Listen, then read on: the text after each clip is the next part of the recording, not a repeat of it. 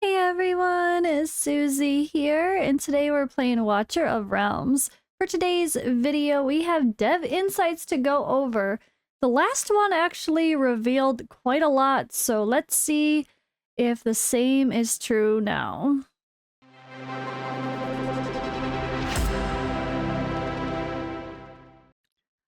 Alright, so this is the 23rd of January, which is the day I'm recording this video.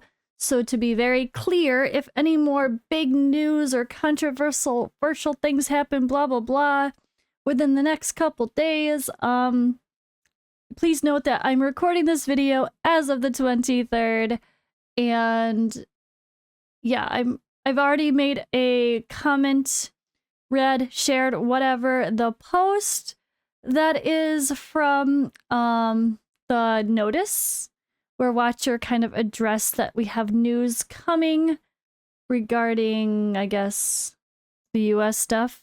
In about 2 weeks, they said they should have a more clearer picture and more definitive news to share about things either way. So we will see. So I'm not going to talk anymore about the US stuff in this video unless it's a question in the dev insights. And I'm going to do my best again to read through and pick out the interesting stuff, or at least to go over some of the topics quickly. All right, so let's do the thing. We have dev insights. There's 33 questions. Let's scroll up to the top. The last one had some really big reveals regarding the idea of a new faction. If they really did mean that. Sounded like it. We know there's going to be a new class, which they officially released in War Guide's collaboration with the developer, interview with the developer. And they also revealed that in the last big important announcement post that I already talked about in my Should You Summon video. But yeah, let's see if there's anything else here. Alright, now this is something that has been an issue for a while that we already had people make videos on regarding Guild War. So there was issues where like maybe Lord bonuses or whatever weren't calculated properly, and someone would have seemingly higher BP, and then you'd attack, you'd see your damage, and then you would change your BP, and if it was lower, and then you had even more damage. Like, I don't really know how to explain it. What am I saying? You'd have different levels of damage, and the damage was lower for someone that had higher BP, which doesn't make any sense, is what I'm trying to say, I think. I don't know. But yeah, issues with BP and what the actual damage is translating to with Guild War. They do reply here about that, saying, we have located the issue where some of the Lord heroes' BP was not calculated into the damage mechanism. We are fixing this problem and it will be implemented in the upcoming versions. Yeah, there you go. I was like, wait, what am I even trying to say? I'm sorry. That was not a good start.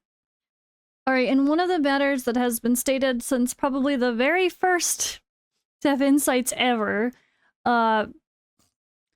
skill dust. So this one, do something with skill dust. Currently, there's nothing to do with it late game. I'd recommend to create a system that will allow you to forge it into something else. Would make sense to me for like ability crystals, but it could be something else random, a shard of a legendary or a shard of ancients. Could we use a factor of 1,000 dust to forge one? The rare skill dust could be used to forge epic skill dust, epic used to forge legendary, and legendary with a special forge for something. Like, so they say we still need continuous observation and discussion about the issue regarding resource recycling. Thanks for your support. So I feel like they've gone back and forth on this one. Sometimes they're like, yeah, we'll do some, we'll consider it. And then I felt like I remember there being one time where they're like, we're going to implement this change. And now they're back to, we're discussing it. So I don't think there's anything definitive regarding skill dust excess at the moment. All right, and this is kind of obvious because you feel like Volca, you get her soul stones just by playing, and that is the only way to get her soul stones, and there's no reason to have to waste other ones on him. or her because of that. But in it should have the same. Like, make in it the end game Volca. Give us his awakening stones as we progress. For an example, an awakening stone from him when we achieved 120k in Sumra A2, and the others in the next content that will be released yet. So they said we already have schedules to make content for Odyssey 2, and we're also discussing the probability of obtaining through other approaches. So it sounds like the next phase of Odyssey missions, progress mission type setup, that should have at least one in its soulstone. So don't be going too crazy leveling him up, even though he's exclusive. It looks like they're considering adding them elsewhere. To be fair, he's not so amazing that you'd want to be using your special soulstones on him anyway. That is much better for the limited heroes like Lust, Kagiri, Sun Wukong that are a little bit more game-changing. Alright, this is definitely an issue. I think they talked about it in one of the other recent dev insights. Like, obtaining a max level exclusive artifact, 25 out of 25, should provide a diminished or zero drop rate in the Forge. With how many exclusive artifacts are in the game and more being consistently added, it's very frustrating to continue to get additional copies of a maxed artifact, while many others have never been crafted.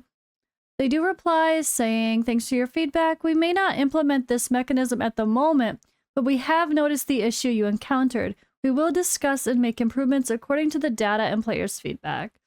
So it was suggested to like at least have some other way of selling, like breaking down exclusive artifacts. Like the same idea of ancient gear should sell for more than just the normal mythic gear. Exclusive artifacts should sell for more than just regular artifacts. Same idea, just implement the same thing as the gear. Ooh, okay. So, could the legendary hero pack that we receive for doing various activities, such as all raids, completed on stage 18 or clearing all faction trials, be updated? We've had a lot of new legendary heroes released that are not included in the Pact, and it would be a nice addition to that and make the reward feel more worth the time and effort. They say, thank you for the feedback. New heroes will be added to the Hero Pact of subsequent activities. Hope they mean just like the basic Hero Pact, that they'll just change it. Now, they're going to make a special new version of the Hero Pact that's in future activities. Just change it as a general thing. And here we go again. Let me just switch to the bigger screen. The game really thinks that this little change is a much better way to show our roster. The downscaled version. That's still not what we want, guys. We want to see the same thing here. Let it be big. It's fine. But double or triple it. Let it go across in front of the character. Let it hide the UI. Let it go over the top of it when you click the button. So that way there's a giant screen just like Raid where it fills up almost the entire screen and you can see all of your heroes, or at least the best ones on the top, much easier. This is not good enough. This is not what people want. This is why they're still complaining about it, because this is not helping much. You get like what? You get 2 more rows of heroes? Ooh, big deal. That doesn't help me show my entire roster in 1 or 2 screenshots. Not good enough. They need to really listen to the feedback on this. People are trying to say that that is not what we meant. Not good enough. So that's this. Can we get a horizontal view of heroes like Raid? Has it provide rows of champions in 1 screen, and it really showcases your roster easier. Thanks for your feedback. As we previously mentioned, we have made downscale display mode for players to use. Not good enough. Alright, another mention of Void Rift. I feel like this one's been talked about before, but please have Void Rift populate the team with the most recent auto team fight instead of the most recently used team in general for all the fights, because that doesn't help anybody. Thanks for the feedback. We already have similar plans, and we are making them according to the schedule. Definitely good to know. So I guess we'll end with this person complaining that Giselle still sucks, or they don't realize Giselle had a buff, but I don't think her buff was good enough. To say, like, when will we see rebalanced heroes? And they reply saying, we're always making improvements to hero content, so we'll make adjustments in every version. But to be fair, there hasn't been hero adjustments as much lately, so that can definitely be needed. They need to do like a big patch where they rework like 10 legendaries, right? That's what we need. All right, guys, that's been it for the January 23rd Dev Insights.